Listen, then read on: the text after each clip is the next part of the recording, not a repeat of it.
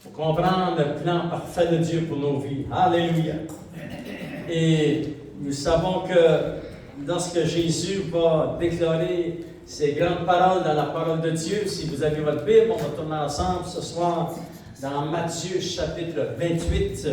Et nous allons nous placer dans le contexte de ces quelques versets, à partir du verset 16 jusqu'au verset 20, enfant de Dieu. Alléluia. Et nous allons voir ensemble que le Seigneur va nous enseigner à l'Église, enseigner aux apôtres, enseigner aux disciples et tous ceux qui allaient venir après eux. L'Église du Seigneur, alléluia, Jésus nous avait enseigné d'aller et de faire de toutes les nations des disciples et les baptiser.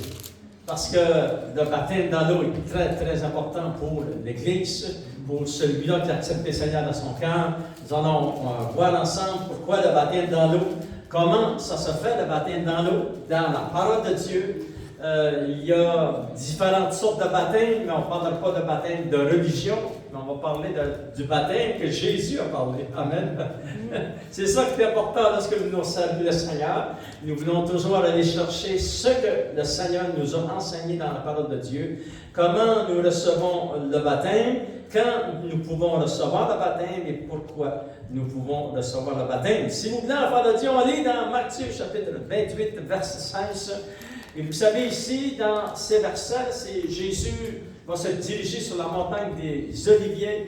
Et il y a 40 jours déjà découlés après sa résurrection. Ça dit que Jésus a été crucifié, il a été placé dans le tombeau, et 3 jours plus tard, il va ressusciter d'entre les morts. Il va apparaître à ses apôtres et aux 120 et à ses disciples pendant 40 jours, leur parlant des choses qui concernent le royaume de Dieu. Alléluia! Et enfants de Dieu, c'est vraiment, vraiment important. Et le 40e jour, le Seigneur, enfant de Dieu, monte sur la montagne des Oliviers avec les disciples qui sont là. Et voici ce qu'il va dire.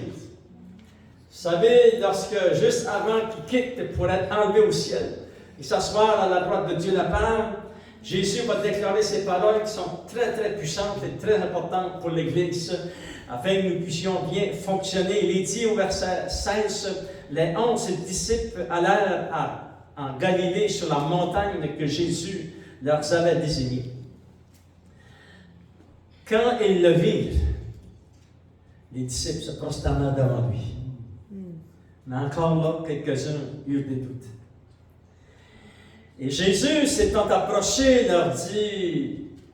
leur parlant ainsi. Il va leur dire, tout pouvoir m'a été donné dans le ciel, et tout pouvoir m'a été donné sur la terre. Et il rajoute ceci, allez, et faites de toutes les nations des disciples, les baptisant au nom du Père, du Fils et du Saint-Esprit. Et enseignez-leur à observer tout ce que je vous ai prescrit. Et voici, je suis avec vous tous les jours jusqu'à la fin du monde. Alléluia! Seigneur, nous voulons, Seigneur, que tu puisses bénir la parole de Dieu dans nos cœurs. Et nous voulons recevoir les révélations fraîches des Saintes Écritures. Et Seigneur, nous savons que ce sont des paroles très importantes que tu nous as données.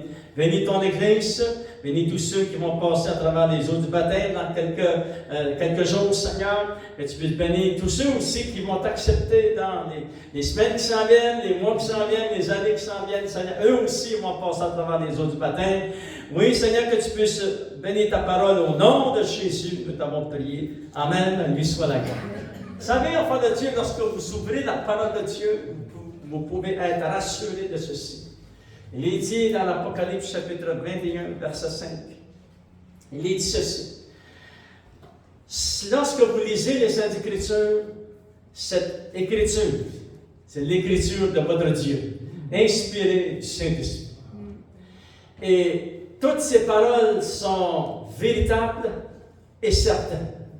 Aujourd'hui, dans le monde dans lequel nous vivons, tout est incertain. Et la majorité de tout ce que nous entendons, c'est mensonger. Mais lorsque vous ouvrez la parole de Dieu, c'est véritable et c'est certain. Amen. Tu peux passer ta vie sur la parole de Dieu et c'est garanti. Wow, Seigneur, c'est véritable et certain, la parole de Dieu est vraiment puissante. Alors Jésus va dire à ses disciples ici, dans ces quelques versets, allez parmi toutes les nations du monde, parce que le Seigneur il aime toutes les nations du monde. Alléluia. Il va leur dire, allez et faites de toutes les nations des disciples. Après cela, baptisez-les au nom du Père, du Fils et du Saint-Esprit. Ce qui est très, très, très important. Et les apôtres, vraiment, c'est ça qu'ils ont fait. Ça dit dans la parole de Dieu que Jésus leur avait dit, allez à Jérusalem et attendez dans la chambre haute. Ils ont attendu 10 jours dans la chambre haute.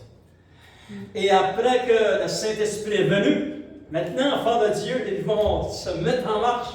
Alléluia! Revêtus de puissance d'en haut. Ils vont commencer à prêcher la parole de Dieu et beaucoup de gens vont accepter le Seigneur dans leur cœur et ces gens-là vont être baptisés au nom du Père, du Fils et du Saint-Esprit comme nous le voyons dans les Saintes Écritures. Si vous lisez, je veux juste survoler cela, enfants de Dieu, si vous lisez dans Actes des Apôtres chapitre 2, il y a 3000 personnes, 3000 hommes qui ont accepté le Seigneur, à part des femmes et des enfants, et ils furent baptisés. Dans Actes des Apôtres chapitre 8, il y a l'exemple en Samarie, lorsqu'ils acceptèrent le Seigneur Jésus, et eux aussi furent baptisés. Actes des Apôtres chapitre 8, l'Éthiopien, verset 35 jusqu'au verset 39, lui aussi reçut le Seigneur, alléluia, et il a été baptisé lui aussi, gloire au Seigneur. Fait que nous voyons, on va prendre l'exemple de cette personne, ça dit dans la parole de Dieu qu'il était descendu à Jérusalem pour adorer Dieu. Il avait un grand respect dans son cœur pour les choses de Dieu. Et lorsqu'il partit de Jérusalem pour monter dans sa région, où il habitait, ça dit dans la parole de Dieu qu'en même temps, le Saint-Esprit a dit à Philippe, l'évangéliste, il était dans une ville, il va lui dire, va dans cette rue qui est déserte. Et il est parti, il a obéi au Seigneur, et ça dit au verset 26, Actes des Apôtres, chapitre 8, verset 26, un ange du Seigneur s'adressant à Philippe, il lui dit, lève-toi, va du côté du Midi et sur le chemin qui descend de Jérusalem à Gaza, celui qui est désert. Il n'y a pas grand monde dans un pays, dans un chemin désert. Mais il s'est levé et parti. Il s'est dit dans la parole de Dieu qu'il se levait et parti. Voici un Éthiopien, un eunuque ministre de Candace, reine d'Éthiopie. Il fut un intendant de tous ses trésors. Wow, c'était quelqu'un de haut placé dans ce pays, venu à Jérusalem pour adorer. S'en retournant assis sur son char et lisant le livre d'Isaïe. Wow! Il est en train de lire dans Isaïe, chapitre 53. Et ça dit dans la parole de Dieu, le Saint-Esprit a dit à Philippe, approche-toi de ce char, parce que lui, il s'en allait chez lui, avec les chevaux en avant du char, et puis, mais Philippe s'est approché, et Philippe a embarqué, et puis ça dit dans la parole de Dieu, ce qui est merveilleux, c'était un homme vraiment qui était ouvert à l'Évangile. Regardez au verset 44, ça dit, l'eunuque dit à Philippe, je te prie, de qui le prophète parle-t-il ainsi? Est-ce de lui-même ou de quelque autre? Alors Philippe, ouvrant la bouche et commençant par ce passage, lui annonça la bonne nouvelle de Jésus. Alléluia! Isaïe chapitre 53. Fait que tu ne peux pas avoir meilleure lecture. De qui parle Isaïe chapitre 53? Ça parle du Fils de Dieu, de Jésus, gloire au Seigneur. Et ça dit, enfant de Dieu, au verset 36, comme ils continuèrent leur chemin, ils rencontrèrent de l'eau. Et l'eunuque dit, voici de l'eau. Qu'est-ce qui empêche que je sois baptisé?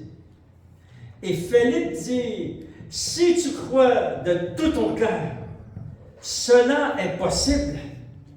Et l'eunuque répondit, je crois que Jésus-Christ est le Fils de Dieu. Immédiatement, ils sont arrêtés le char de Dieu. Alléluia. Et ça dit, il fit arrêter le char. Philippe et l'eunuque descendirent tous deux dans l'eau. Et Philippe baptisa l'eunuque. Et quand ils furent sortis de l'eau, voici, c'est très, très important, chaque parole que nous lisons dans les Saintes Écritures. Alléluia. Premièrement, enfant de Dieu, le baptême dans l'eau, ça prend de l'eau. Amen. Écoutez bien, le mot baptême veut dire, est égal à immerger. Et c'est pour ça qu'on a pris l'exemple, puis aussi dans la parole de Dieu, vous pouvez vérifier aussi dans Actes des Apôtres chapitre 9, qui parle de Saul de Tarse qui a été sauvé, baptisé dans l'eau lui aussi. Corneille, Actes des Apôtres chapitre 10, lui aussi a été, lui, tous les siècles, ça dit dans la parole de Dieu, ils ont cru au Seigneur Jésus, ils furent baptisés dans la même journée. Et aussi le gardien de prison, lorsque Paul et Silas étaient en prison, Actes des Apôtres chapitre 16. Et aussi, l'enfant de Dieu, un autre exemple, que lorsque Paul est arrivé dans cette ville et puis a rencontré les disciples de Jean-Baptiste, et qui, l'apôtre Paul leur a dit, est-ce que vous avez reçu le Saint-Esprit lorsque vous avez cru? Ils ont dit, on n'a même pas entendu dire qu'il y avait un Saint-Esprit. Et là, ils reçurent le Seigneur Jésus, ils furent baptisés dans l'eau. Vous pouvez lire cela, enfant de Dieu, dans Actes des Apôtres, chapitre 19, verset 1 jusqu'au verset 7. Le mot baptême veut dire immerger. Lorsque on revient dans Actes des Apôtres, chapitre 8, lorsque l'eunuque a été baptisé par Philippe l'évangéliste, ça dit qu'ils ont trouvé cet endroit où il y avait de l'eau. Ils sont entrés toutes les deux dans l'eau. Amen. C'est pas juste des gouttes d'eau qu'on envoie sur le front de quelqu'un. Il a été immergé dans l'eau. Ça, c'est le baptême que Jésus a enseigné. C'est très important. Amen. Il a été immergé dans l'eau, c'est-à-dire que Philippe et l'eunuque qui se trouvent dans l'eau vont être complètement dans l'eau. Le baptême que Jésus pense, c'est un baptême d'immersion. Il a été immergé dans l'eau. Il fallait de l'eau pour être baptisé dans l'eau. Amen. Alléluia. Fait que nous voyons que Philippe va baptiser cet homme dans l'eau, et puis c'est très très important. Pourquoi nous sommes baptisés dans l'eau par immersion? La parole de Dieu nous explique pourquoi c'est très très important. Gloire au Seigneur, alléluia. Et nous voyons, enfants de Dieu, que la signification du baptême, l'ordonnance du baptême est un symbole de l'identification du croyant avec Christ dans sa mort, son ensevelissement et sa résurrection. Alléluia! Maintenant, enfants de Dieu, lorsque Philippe a entré dans l'eau avec l'eunuque, vous savez, je ne suis pas un professionnel de dessin, voilà. Mais écoutez bien, enfants de Dieu. Il y a une signification très, très, très importante. Pourquoi nous sommes plongés dans l'eau, par immersion. S'il vous plaît, on tourne ensemble dans Romains chapitre 6. Et on va lire au verset 3 et 4, enfants de Dieu. Romains chapitre 6, verset 3 et verset 4. Parce que nous, vous savez, nous avons été élevés dans des régions où on baptisait les bébés dans l'eau, mais il n'y a aucun endroit dans la Bible que ça parle de ça. Lorsque ceux qui étaient baptisés dans l'eau, c'est des gens qui étaient conscients, qui ont accepté Jésus dans leur cœur, qui ont accepté le Seigneur dans leur cœur. Et là, ils étaient prêts pour être baptisés dans l'eau. Amen. C'est comme lorsque Philippe a demandé à l'eunuque, l'eunuque a dit, qu'est-ce qui m'empêche que je sois baptisé dans l'eau? Vraiment. Il n'y avait rien qui l'empêchait d'être baptisé dans l'eau parce qu'il va rajouter ceci. Philippe va lui dire, est-ce que tu crois que Jésus est le Fils de Dieu? Et immédiatement, regardez, enfant de Dieu, vous avez gardé votre droit dans Actes des Apôtres, chapitre 8. Et on va le relire parce que c'est très, très puissant et c'est vraiment, c'est tout ce que le Seigneur nous demande. Ça dit, Philippe dit au verset 37, si tu crois de tout ton cœur, cela est possible. Et l'eunuque répondit, je crois que Jésus-Christ est le Fils de Dieu. Alléluia! Lorsque quelqu'un croit que Jésus est le Fils de Dieu, il est prêt pour le baptême dans l'eau. Tous les exemples que je vous ai référés dans Actes des Apôtres, il y a 8 exemples, et peut-être plus, il y a au moins ces 8 endroits. Ils ont confessé que Jésus était leur Sauveur et Seigneur, et dans la même journée, ils ont été baptisés dans l'eau. Voyez-vous? Ça fait qu'on ne veut pas mettre d'obstacle à ce que Dieu a fait. C'est le Seigneur qui a préparé les enfants de Dieu.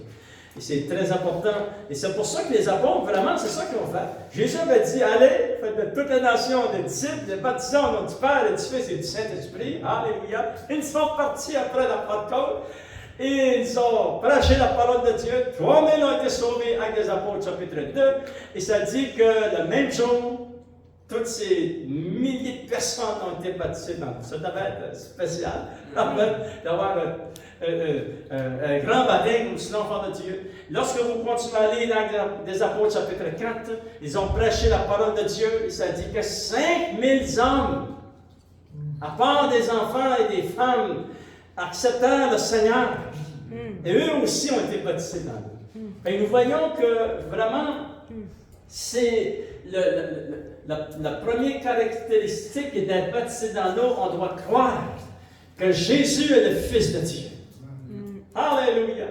Maintenant, enfants de Dieu, regardons pourquoi ils ont été immergés dans l'eau. Et c'est vraiment, vraiment, vraiment important. Alléluia! Qu'est-ce que ça veut dire être immergé dans l'eau? Lisons ce vous ensemble dans Romains chapitre 6. Vous avez gardé votre doigt dans Romains chapitre 6, verset 3, il dit ceci. Romains chapitre 6, verset 3. Ça dit, ignorez-vous que nous tous qui avons été baptisés en Jésus-Christ. Vous avez saisi cette grande vérité? Nous avons été baptisés en Jésus-Christ. Qu'est-ce que cela veut dire? Être baptisé en Jésus-Christ.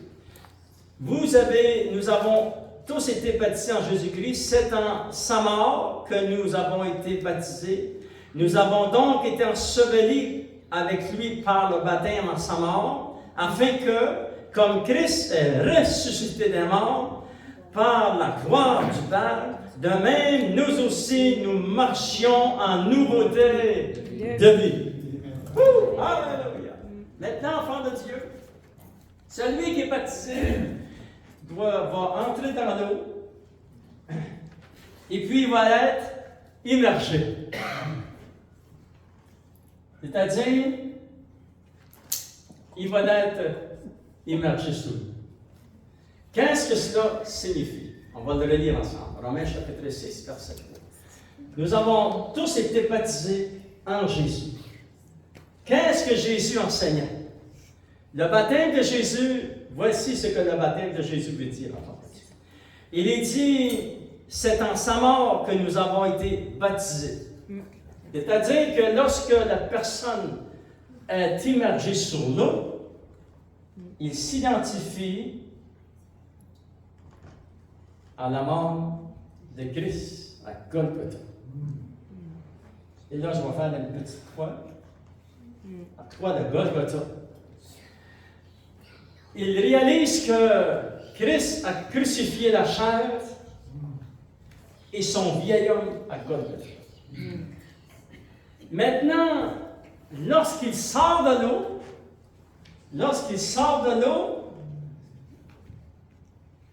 il s'identifie à la résurrection de Christ. Alléluia! Voyez-vous? On va le relire ensemble. Romains chapitre 6, verset 3, ignorez-vous que nous tous qui avons été baptisés en Jésus-Christ, c'est mort. excusez, que nous avons été baptisés, nous avons donc été ensevelis avec lui par le baptême en sa mort, afin que, comme Christ est ressuscité des morts par la gloire du Père, de même nous aussi, nous marchions en nouveauté de vie. Alléluia. Écoutez bien, enfants. Lorsque tu as accepté le Seigneur dans ton cœur, tu as commencé une nouvelle vie. Les choses anciennes sont passées. Voici, toutes choses sont devenues nouvelles. Lorsque tu t'es immergé dans l'eau, tu crois que ton vieil homme a été crucifié à Golgotha par la puissance de Dieu. Jésus a été enseveli et 3 jours plus tard, il va ressusciter dans ton âme. Lorsque tu sors de l'eau, tu t'identifies à la résurrection de ton Sauveur. Alléluia. Et maintenant, enfant de Dieu, alléluia, tu t'identifies à cette nouveauté de vie que tu veux faire. Marcher de tout ton cœur avec le Seigneur. Et cela, tu dois la faire toute ta vie. Alléluia. Voyez-vous, c'est pour cela que Jésus nous a expliqué, allez et baptisez-les au nom du Père et du Fils et du Saint-Esprit. Crois au Seigneur. Alléluia. Et vraiment, c'est ça que les apôtres ont fait, les disciples ont fait, que l'Église du Seigneur fait, enfant de Dieu. Alléluia. Parce que c'est très, très important. Croire au Seigneur. Fait que nous voyons que qui peut être baptisé dans l'eau, c'est celui qui croit que Jésus est le Fils de Dieu. Qu'il l'a accepté comme son Sauveur et comme son Seigneur. Maintenant, enfant de Dieu, l'apôtre Pierre, qui a prêché dans les Actes des Apôtres, lui qui a baptisé ces 3000 quelque chose de personnes, et plus la première prédication qu'il a faite, enfant de Dieu, va rajouter ceci dans 1 Pierre chapitre 3, verset 21 jusqu'au verset 22. Wow, Seigneur, alléluia. Et nous voyons, enfant de Dieu, que le baptême dans l'eau est vraiment, vraiment important. Alléluia. Regardez qu'est-ce qu'il va dire.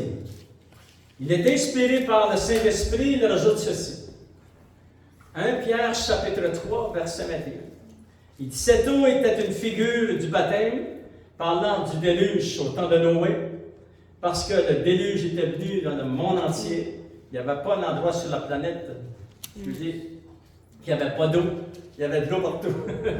Mais il dit que cette eau représente aussi le baptême. On va le lire ensemble, ça dit, cette eau était une figure du baptême, qui n'est pas la purification des souillures du corps. Ça, c'est très important. Maintenant, enfant de Dieu, lorsque quelqu'un est baptisé dans l'eau, ce n'est pas cela qui le lave de ses péchés.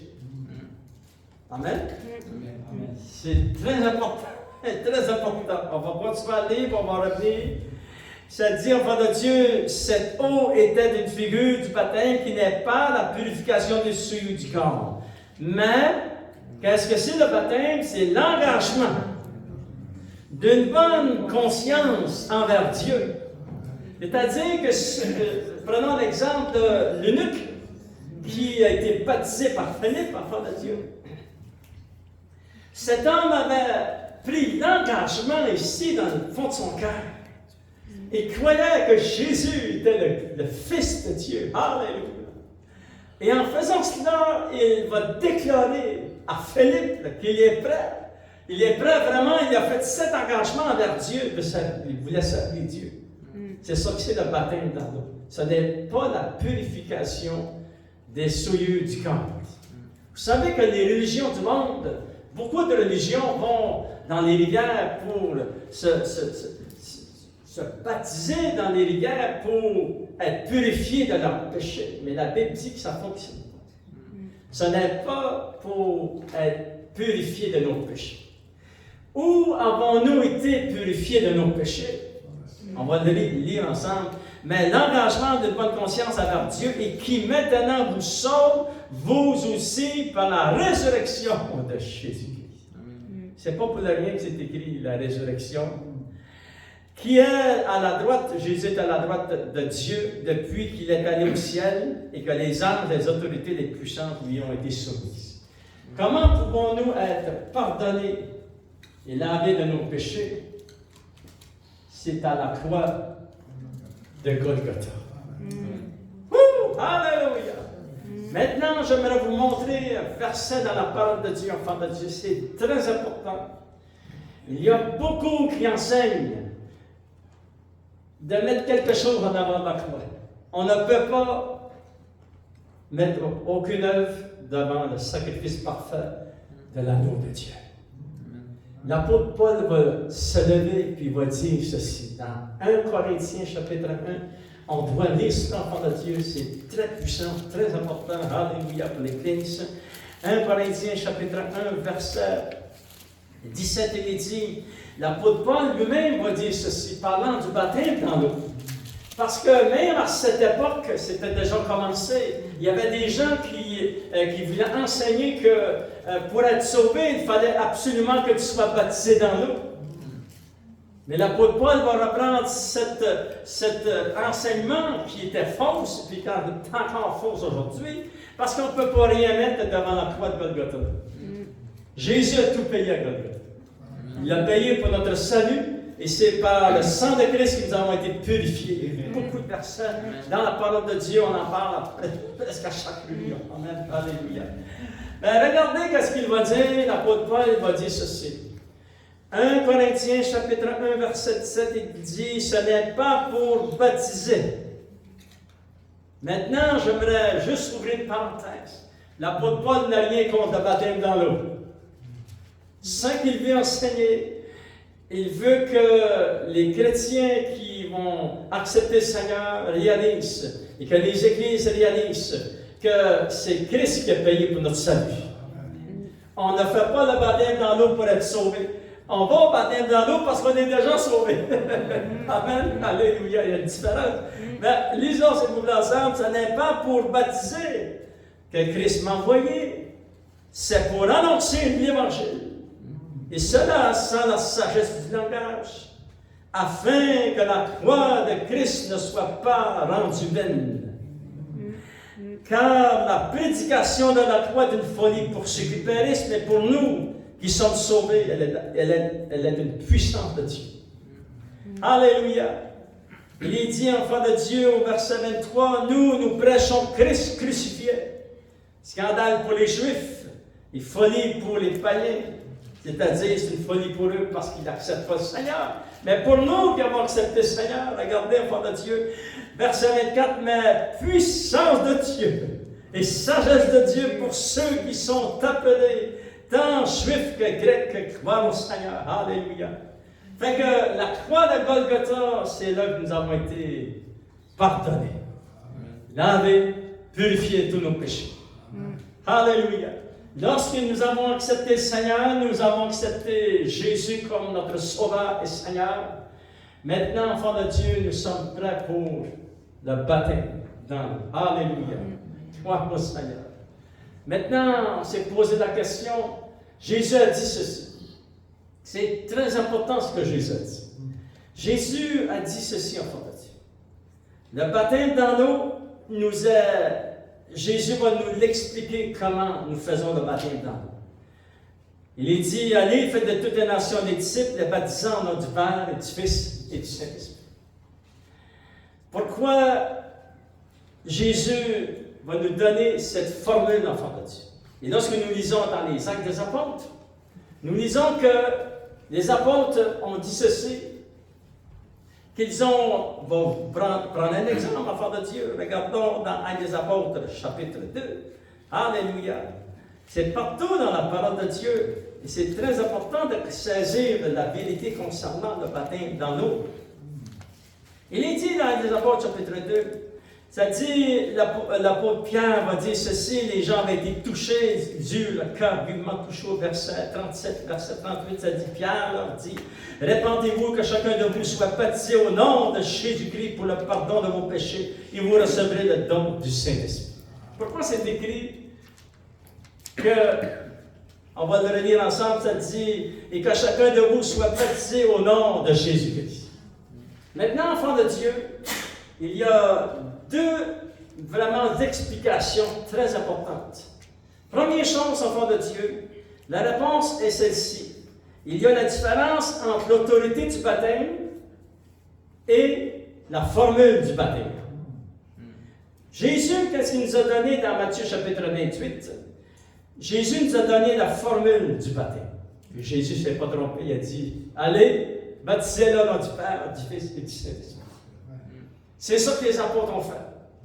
Pourquoi c'est écrit dans Actes des apôtres que l'apôtre Pierre va dire ici, répandez-vous que chacun de vous soit baptisé au nom de Jésus-Christ? C'est à cause de ceci. Dans les Actes des apôtres, lorsqu'ils disent cela, ils parlent de l'autorité, du nom par lequel ces gens-là étaient envoyés. C'est-à-dire, Jésus va donner la formule du baptême dans l'eau.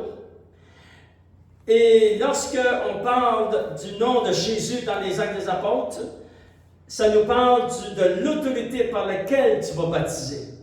Tu vas baptiser dans le nom de Jésus et tout ce que tu fais, tu le fais pour le nom de Jésus et tu vis pour le nom de Jésus, que tout ce que tu fasses, tu pries au nom de Jésus parce que tu as été envoyé en son nom. C'est l'autorité de son nom. Et c'est très clair, on va regarder en terminant cet exemple dans Actes des apôtres chapitre 4. Et puis ce que nous parlons maintenant, les apôtres ont été arrêtés à cause de ce que nous allons voir. Regardez en terminant Actes des apôtres chapitre 4, verset 1, ça dit que Pierre, tandis que Pierre et Jean parlaient au peuple, survinrent les sacrificateurs, commandants du temple et les Sadduciens, mécontents de ce qu'ils enseignaient le peuple, ils annonçaient en la personne de Jésus la résurrection des morts. Ils mirent la main sur eux autres, ils les ont envoyés en prison. Cependant, verset 4, beaucoup de ceux qui avaient entendu la parole crurent, et le nombre des hommes s'éleva à environ 5000. Wow!